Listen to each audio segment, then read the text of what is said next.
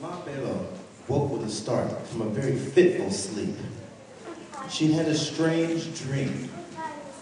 Her ancestors had come to her in her sleep to tell her that special visitors would visit their village of Tlou that day.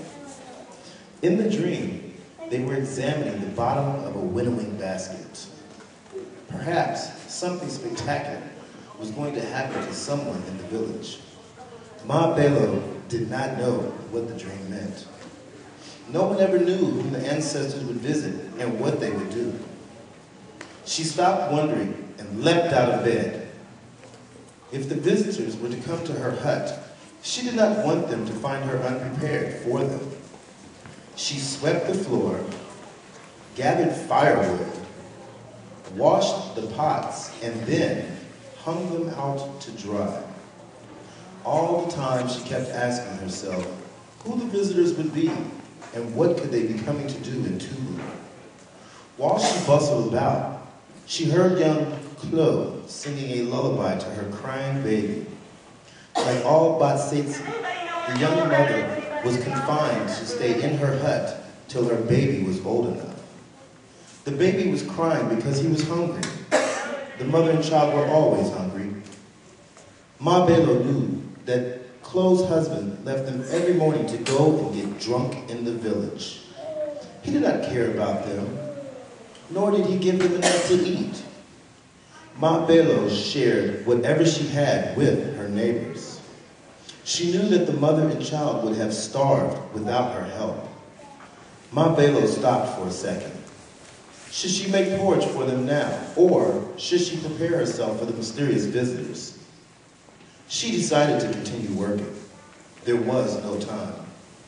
Klow and her child would have to wait until the mysterious guest had departed. Poor hungry Klow, poor hungry child. What could she do? Would they get anything to eat that day? She began to cry. She hated being hungry all the time. She did not want to stay in this hut anymore.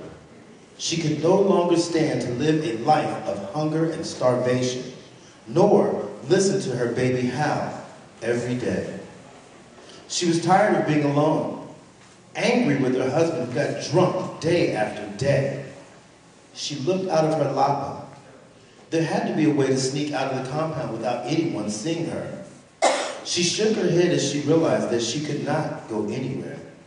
She had to stay in her hut till the traditional confinement period had ended.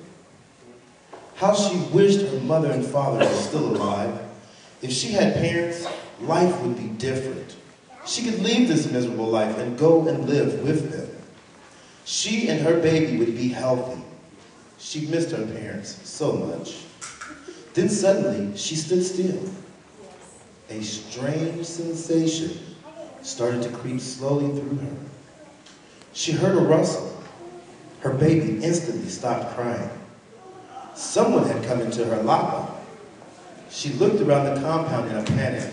She felt eyes watching her, yet she saw no one. There was no one.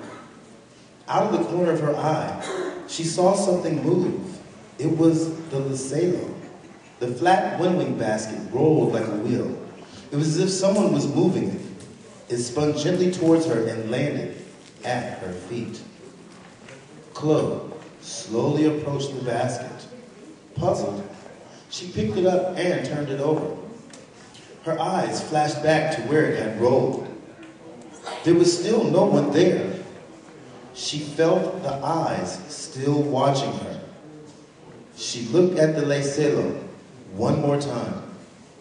Who was the basket trying to tell her? Who was in the lapa with her? What did they want? She shuddered in fear. She closed her eyes to try and calm herself down. She mouthed a silent prayer for the ancestors to protect her and her baby. As she prayed, she heard a very faint voice. It seemed to come from a very far away place. The voice helped her to calm down. She was no longer afraid. The voice urged her to use the liselo to flee. Now she began to understand what was happening. The eyes and the voice were those of her ancestors. They had come to help her. The basket was going to help her escape from her life of hunger. She flung the basket down, then quickly gathered her most precious possessions. She took the two meseme that she and her son slept on, and then laid the sleeping mats next to the leselo. She took the kika and the mutsi and placed the pestle and mortar close to the meseme. There was no time to gather her other household items. She had to do everything quickly, before her husband came back, before Ma Belo came to visit, before she changed her mind. She had to go. She was ready to go. Life was going to be different. It was time to start a new life. Everything was now ready. Chloe put her foot on the leselo and started to cry once again. She cried not because she was hungry, not because she was afraid, and not because she was alone. She cried because she knew it was time to leave her old life behind. She was going to miss the sound of singing in the evenings. She would never again sit around her fire at night and feel its warmth on her face. Above all, she would miss her dear friend, Ma Belo. She looked around her lapa one more time. It would be her last day in her home. Her body slowly began to change, bit by bit. Her legs started stretching. They widened to the size of large tree trunks and became hind legs. The bones on her back expanded towards her bent head.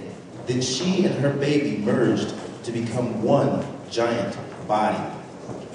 The two meseme were gradually growing into oversized ears. Her arms slowly merged with the kika and developed into front legs. Her face started changing. It was ballooning into a massive head. The beautiful long eyelashes grew longer and thicker. Lastly, the mutsi changed into a long, strong, gray trunk. Chloe inspected her new body in shock. She had changed form completely. Her husband would not recognize her. She could now leave the village. No one could stop her. She would never go hungry again. At that thought, she rejoiced.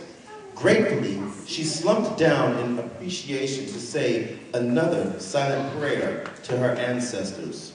She shook herself and stepped out of her lapa. As she lumbered out into the sunshine, she stopped dead in her tracks. The whole village had gathered outside. Men were waiting, weapons raised, prepared to kill her. This was the strangest animal they had ever seen. They noted how this giant of an animal had very quiet footsteps. The only sound from the gigantic feet was that of the broken lapa. Chloe quietly looked at the army of people staring at her. She felt very unsafe, so she kept very still. Even though she was now a 5-ton elephant, deep down she was still a person. She had always been quiet and gentle. All this noise and attention was confusing her. She began to cry.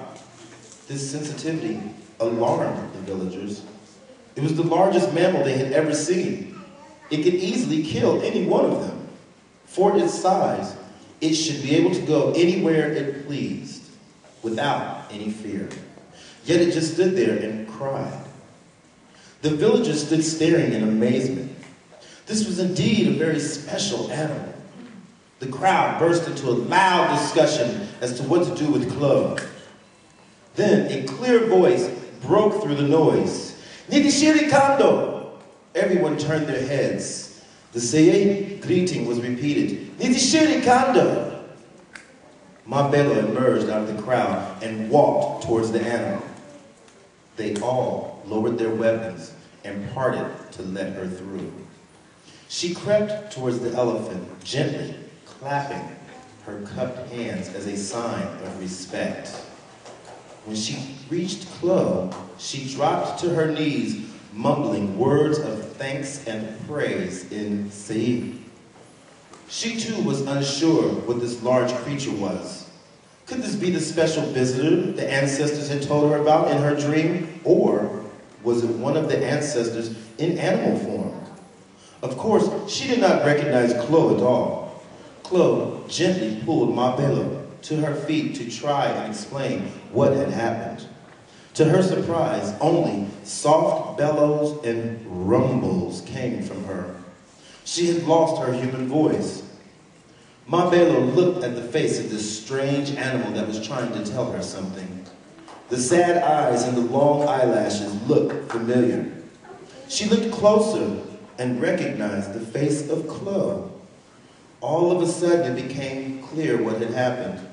The animal was not the visitor the ancestors had told her about. It was none other than the young, hungry mother, Klow.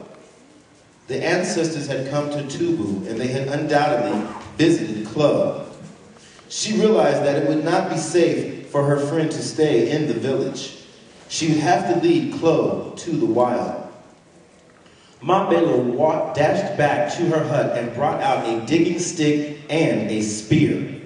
She took Klow by one of her large ears and slowly led her out of the village. The villagers let the pair walk away.